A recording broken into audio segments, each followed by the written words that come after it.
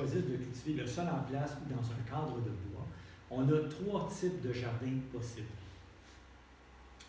Donc, choisir le type de jardin, il existe 3 types de potagers. Le premier type, c'est le jardin en rang. Le jardin en rang, dans le fond, est inspiré de ce qu'on voit en agriculture. En agriculture, si vous prenez à la campagne, vous allez voir qu'un champ de maïs, c'est des rangées de maïs avec des espaces entre chaque rang pour permettre la circulation de la machinerie agricole. Donc, on a reproduit ce modèle-là en le faisant en plus petit. Et quand on fait un jardin en rang, dans le fond, on va faire par exemple un rang de carottes, 2 rangs d'oignons, un rang de patates, 3 rangs de tomates. Et en chacune des rangées de légumes, on a de l'espace pour circuler. Donc, je l'ai fait en dessin ici. Dans le fond, quand vous achetez des semences, sur le sac de semences, on vous donne toujours 2 indications. Espace entre les rangs et espace entre les plants. Okay? Donc, supposons qu'on parle de laitue, par exemple.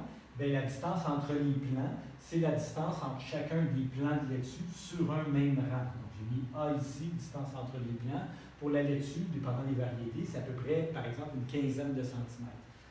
La distance entre les rangs va toujours être plus grande que la distance entre les plants. Donc, la distance entre les rangs pourrait, par exemple, être de 30 ou de 40 cm pour permettre la circulation entre les rangs. Donc, par exemple, on peut faire 2 rangs de laitue et on voit ici un petit peu plus loin des plantes plus petites, ça pourrait être, par exemple, des carottes ou des radis. La distance entre les plants est plus courte, évidemment, la distance entre les rangs aussi, mais la distance entre les rangs est toujours plus grande que la distance entre les plants. Donc, technique relativement simple, on dispose les légumes sur un même rang. On garde une distance entre les rangs pour circuler et l'espace entre les rangs va varier, comme on l'a vu sur ce que j'ai fait au tableau. La distance entre les rangs va varier selon les plantes. Plus les plantes sont grandes, plus on va laisser d'espace entre les plants et entre les rangs. Autre exemple de jardin en rang. Donc, on le voit très bien sur la photo ici. L'espace entre les rangs est relativement grand pour qu'on puisse travailler, passer à travers les plants et aussi, à la limite, même circuler avec une brouette. La deuxième méthode, c'est la méthode de jardinage en planche. La méthode en planche, en fond, c'est une variante de la méthode en rang. Au lieu de laisser un espace entre chaque rangée de légumes, on va regrouper les rangées de légumes pour faire des espaces d'à peu près 1,2 m, donc à peu près 4 pieds de large, dans lequel on va avoir que des plantes et pas d'espace pour circuler. Et entre nos 2 planches de culture, on va se laisser un rang pour circuler. Donc, si je reviens avec ma méthode en rang tantôt, on disait qu'il y avait un espace entre chaque rang de légumes, alors que pour la méthode en planche, on va regrouper les plants sur une surface d'environ 4 pieds ou 1,2 m. Supposons qu'ici j'ai 1,2 m de large. Au lieu d'avoir, supposons 30 cm entre les plants et 60 cm entre les rangs, je vais remplir ma planche en ne laissant pas de rang sur ma planche.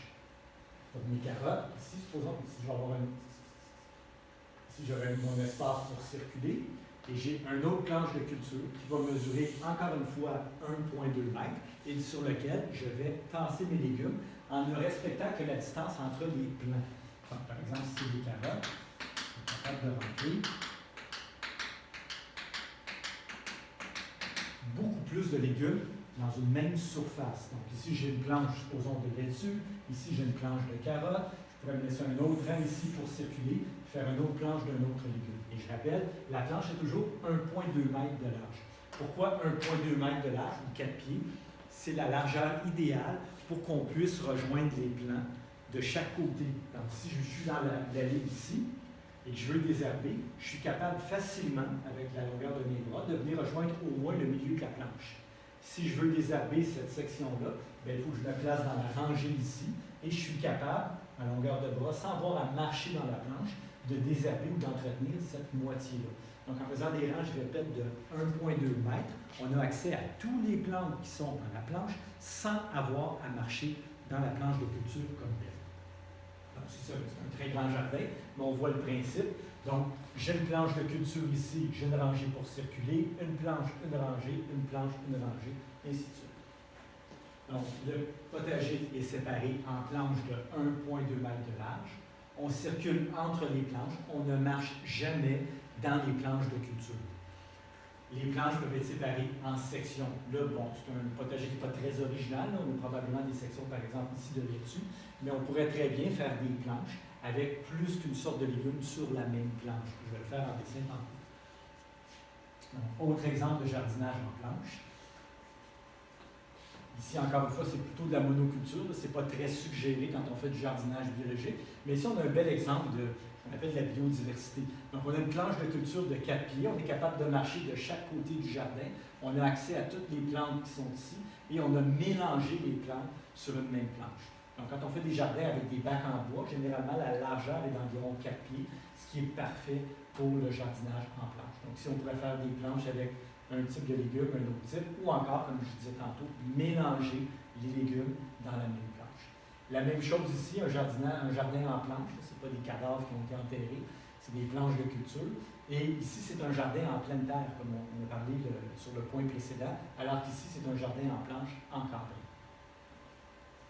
Donc, pour le jardin en planche, le plus gros avantage, c'est que pour une même surface de culture, on va être capable de rentrer beaucoup plus de légumes dans le jardin. Je disais tantôt, sur les sacs de semences, on donne toujours l'indication distance entre les plants, distance entre les rangs. Ça, c'est pratique si on fait un jardin en rang. Mais si on fait un jardin en plan, on peut oublier la distance entre les rangs. Ça n'existe pas. Donc, distance entre les rangs, on fait sauter ça. Et tout ce qui compte, c'est la distance entre les plants. Donc, si je veux garder, par exemple, 10 cm entre les plants de carottes, ça va être 10 cm dans ce sens-là et 10 cm dans le même sens. Donc, les espaces sont tous bien occupés dans mon jardin. Ça fait des jardins beaucoup plus productifs. Je vous dirais que le jardin en planche, en général, on va chercher à peu près 2 fois plus de rendement sur une surface équivalente à un jardin qui serait en planche. Troisième méthode, là on est dans un autre univers, c'est le jardin en carré. Le jardin en carré a été développé beaucoup par un Américain, un ingénieur américain, qui regardait sa femme jardiner en rang et qui était découragé de la perte d'espace qu'il avait lieu dans le jardin. Alors, il s'est inspiré de notions mathématiques pour faire un jardin qui est plus efficace. Dans le fond, le jardin en carré ressemble beaucoup au jardin en planche, mais avec une petite particularité supplémentaire. On sépare le jardin en petites sections de 1 pied par 1 pied. C'est un Américain, comme je disais tantôt, les Américains travaillent en pieds. Nous, on travaille en centimètres, donc on va dire 30 cm par 30 cm. Donc, comment fonctionne le jardin en carré?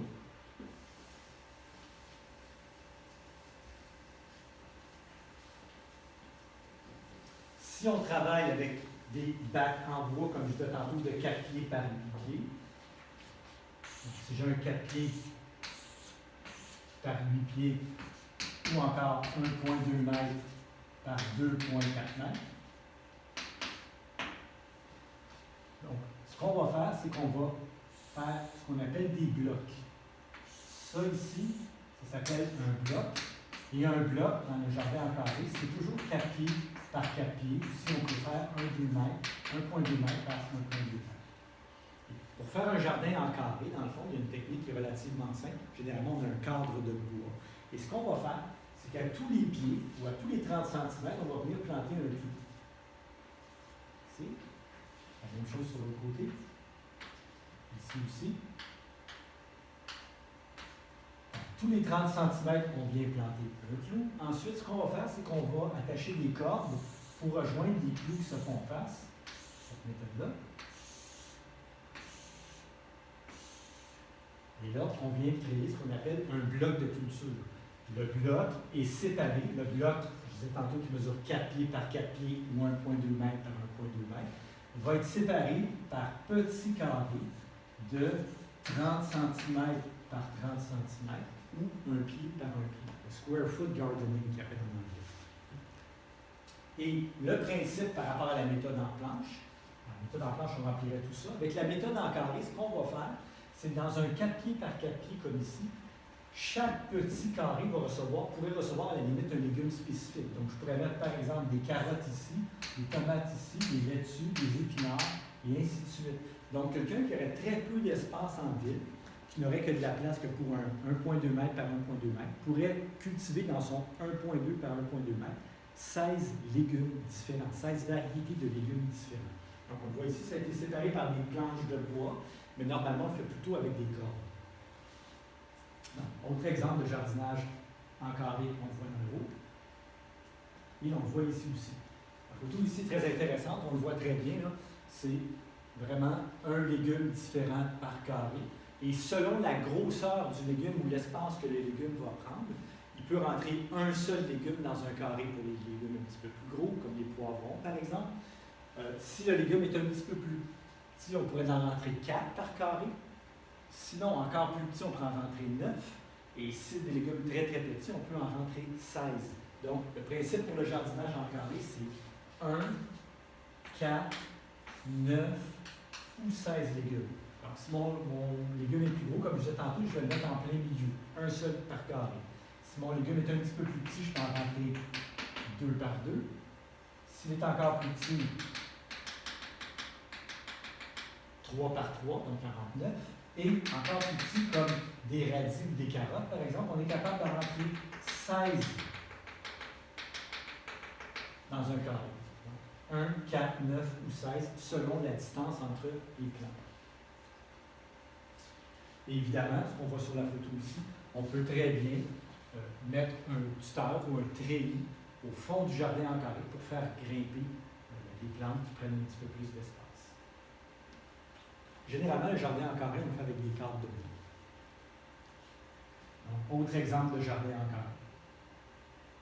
Ici, vous voyez, on a fait un jardin plus petit. Normalement, c'est 4 par 4. Et quand on se ramasse dans des situations particulières, supposons qu'on fait des jardins dans une garderie, par exemple, les enfants, évidemment, ont des bras un petit peu plus courts. Bien, plutôt que de faire 4 pieds par 4 pieds, on pourrait faire 3 pieds par 3 pieds. Encore une fois, comme pour la méthode de jardinage en planche, il faut être capable, sans piétiner dans le jardin en faisant le tour, d'être capable de rejoindre n'importe quel légume à l'intérieur de la surface de culture. Et voilà pour les 3 méthodes. Une dernière petite chose que j'ai oublié de préciser pour les méthodes de jardinage, c'est que sur un même terrain, on pourrait très bien mélanger différentes méthodes. Par exemple, supposons que dans ma cour, j'ai 2 bacs de bois de 1,2 m par 2,4 m, donc les fameux 4 pieds par 1 pied. Je pourrais très bien me faire un jardin en carré et un jardin en planche. Mon jardin en carré, comme je disais tantôt, je vais devoir le séparer en plein milieu pour avoir 2 blocs. Ici, j'aurais vraiment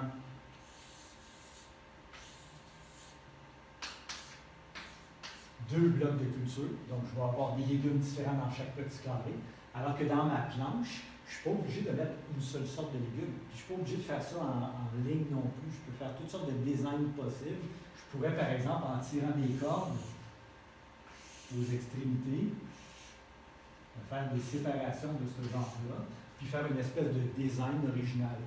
Puis je pourrais le faire symétrique ou asymétrique. Si je voulais le faire symétrique, je pourrais par exemple mettre des tomates ici, du basilic ici, puis la laitue ici, puis des carottes de l'autre côté.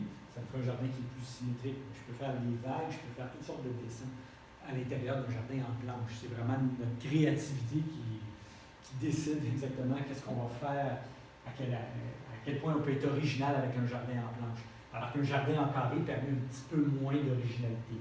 Par contre, autant ça a l'air straight, un jardin en carré, autant ça a l'air rectiligne et mathématique, inventé par un ingénieur, comme je disais tantôt, autant on peut faire de quoi très très beau. Parce qu'un jardin en carré, on peut mélanger n'importe quel légume, n'importe comment, sans se casser la tête. Et ça fait toujours un beau résultat parce qu'on a des hauteurs, des textures, des couleurs de feuillage différentes.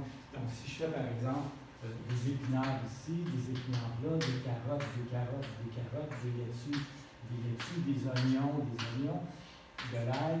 Donc, je vais mélanger n'importe quoi de n'importe quelle façon dans un jardin en carré. Et quand ça se met à pousser, ça fait toujours des très très beaux résultats. Donc, on n'a pas tant besoin de se casser la tête avec l'esthétique du jardin en mélangeant les légumes un peu de n'importe quelle façon. On va avoir quelque chose qui, à la limite, a l'air presque naturel. Et en passant, autre truc que j'ai oublié de dire, les cordes au début, oui, c'est un peu laid, ça fait très, très, très rectiligne, ça a l'air d'un papier quadrillé, mais quand les légumes commencent à sortir, on ne voit plus les cordes, et ce qu'on voit, c'est un mélange de légumes disposés. Et encore une fois, ces deux méthodes-là, leur gros avantage par rapport au jardin en rang, c'est que c'est beaucoup plus productif. On a un jardin avec beaucoup d'espace de légumes et très peu d'espace pour circuler. Dans le fond, l'espace pour circuler, c'est vraiment ici, entre les blocs du jardin. Alors, voilà pour les 3 méthodes de jardinage. Ça sera à vous de choisir.